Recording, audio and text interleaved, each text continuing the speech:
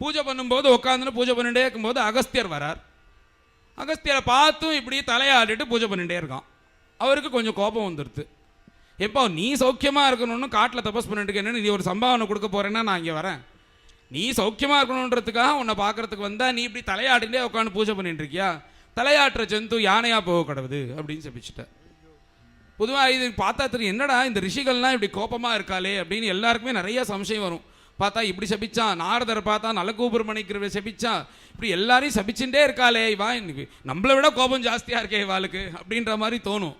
ஆனால் இது என்ன எல்லாத்துக்கும் காரணம்னா, அவள் பண்ணுறது கூட நல்லது தான் போய் முடியும். அது நம்மளால் பண்ண முடியுமோ? நாம் சபிக்க தான் முடியும் நம்மளால்.